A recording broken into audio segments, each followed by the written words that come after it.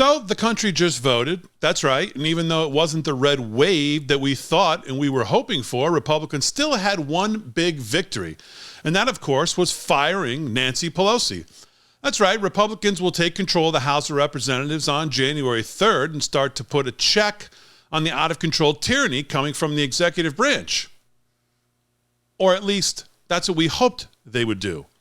See, Republican voters are desperately concerned, and rightly so, about the country. They see the open borders, the inflation, the debt, our energy policy, and what they see most of all is a select few Republican leaders standing in the way of any true success.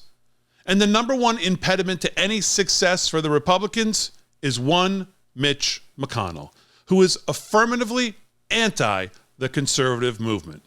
See, even back in 2015, when Republicans held the House and the Senate, McConnell, there he was, making sure that President Obama's judicial nominees, they all got a vote and went through. He made sure that President Obama's massive, bloated deficit budgets, they went through. And he made sure that his amnesty went through. Oh, yes, that's the way Mitch McConnell operates. He has always surrendered the power of the purse, and his number one priority in the Senate has always been to control and to conceal.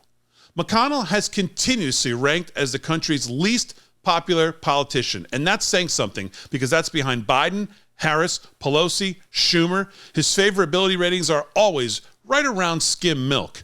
He is constantly in retreat.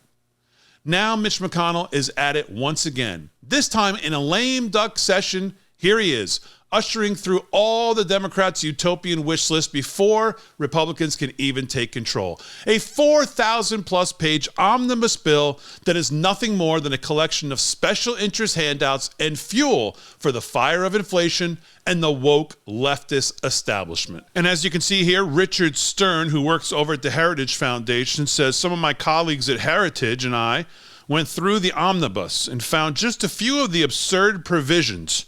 Make sure you're seated before you continue with this thread. The omnibus bill will add at least $20,000 per household to the national credit card, on top of the already $240,000 per household federal debt. That, of course, is representing $31+ trillion in fiscal operating debt of the country. Further driving up prices at the pump and in grocery stores, all to fund the green agenda and the woke left. At 6,825 pages of bill text and other material, twice as much text as the Bible, the omnibus is stuffed with well over 4,000 earmarks and billions of dollars for the radical, woke, liberal organizations continuing to dismantle the country. Plants before people. As just one example of the evil lunacy of the omnibus, it would literally fund abortions to kill people that could threaten plants and animals that liberals in Congress value more than you and your family. For this to be signed into law, at least 10 GOP senators will need to be complicit and vote along with the Dems to insulate Biden and his cronies from congressional oversight and the will of the voters.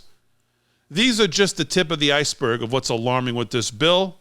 And then there's a full article, 18 absurdities of the McConnell-Schumer omnibus spending bill over at the Daily Signal, which I'll link to if you want to read.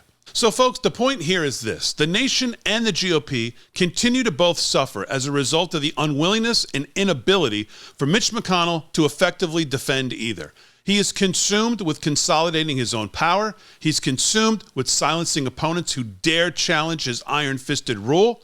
Mitch McConnell is never going to act in the best interest of America. He's never going to act in the best interest of me or you or America's future. And until we acknowledge that and move on from him, we will never have any true conservative victories to speak of.